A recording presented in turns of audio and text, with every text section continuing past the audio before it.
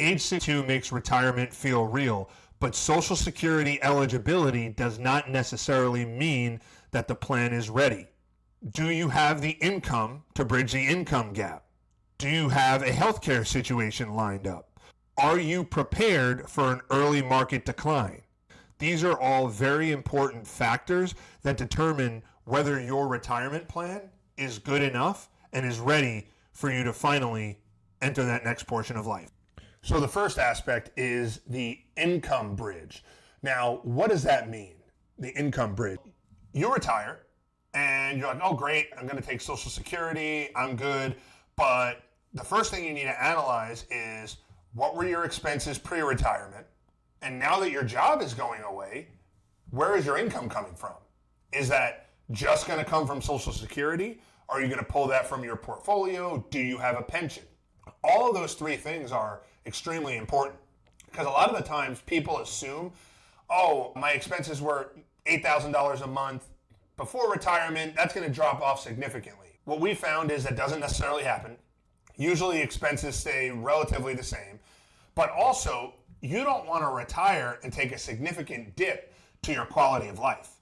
You want to be able to retire and be able to enjoy that retirement. And so the question next goes, okay, let's say your expenses in retirement are $6,000 a month and you're getting $3,000 from Social Security and you don't have a pension.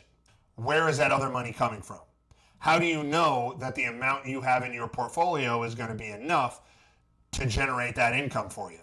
Because remember this, you're going to need to pull, in this scenario, you're going to need to pull another $3,000 a month from that portfolio to get you to that $6,000 a month.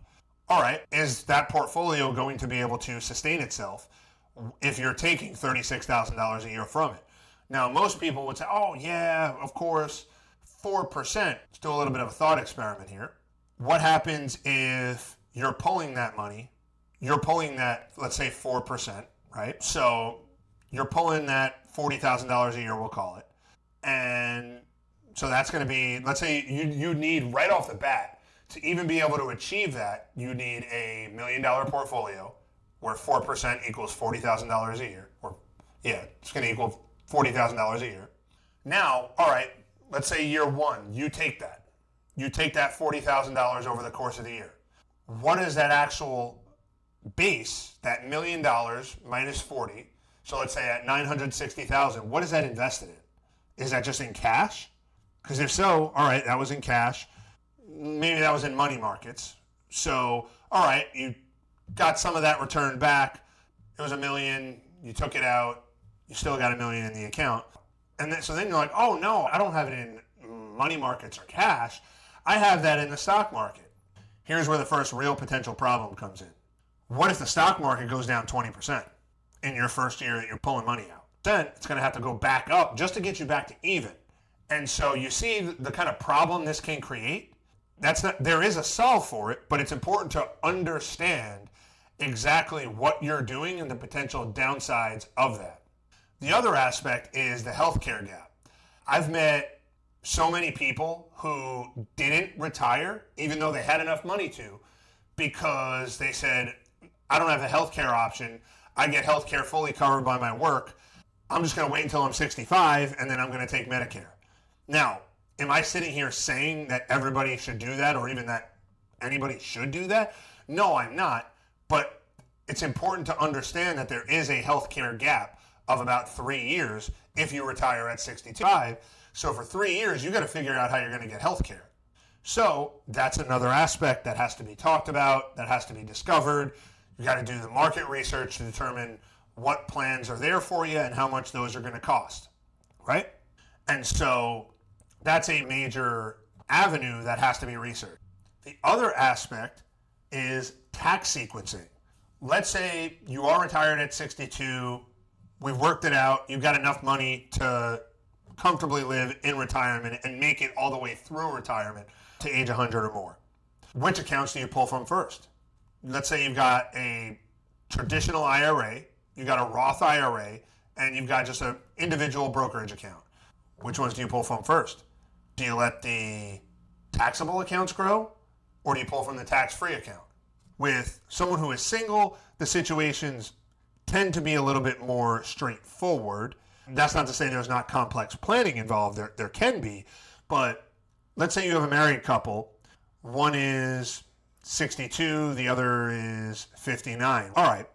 If you're 62 and your spouse, let's say the husband's 62, the wife's 59, you want to retire at 62, but your wife is still working. Are you going to really be able to live that full retirement while your wife's working? Meaning, are you going to be willing to go on vacations by? Some people, the answer is, oh yes, those are going to be my favorite. But are you going to be willing and able to go on vacation by yourself? So for some of those people, oftentimes the thing could be, hey, your wife's got the income coming in from her job, which can potentially handle some of that income bridge. So maybe don't claim Social Security just yet. You've already income levels. It may make sense for obviously both spouses to just forego claiming Social Security. The alternative to that, though, and the alternative way of thinking is no, claim right away so that you get some of that extra, like real excess income coming in during retirement, so that even though you're not necessarily going out and living it up and going on vacation now, you have that extra money building up so that once you both are retired, you've got that extra cushion, so to speak. Every situation really is different. And so really, to close the video, to summarize everything we've discussed, you really need to do 5 checks to your portfolio and to your plan, really, to see if you're ready for retirement. That is income, taxes, healthcare, Social Security, market resilience. If you've checked those, you've ran the numbers, you've done the tests, and you're all good on all those 5 tests, then you're good for retirement. But you can't really know that you are ready for retirement without passing all 5 of those checks.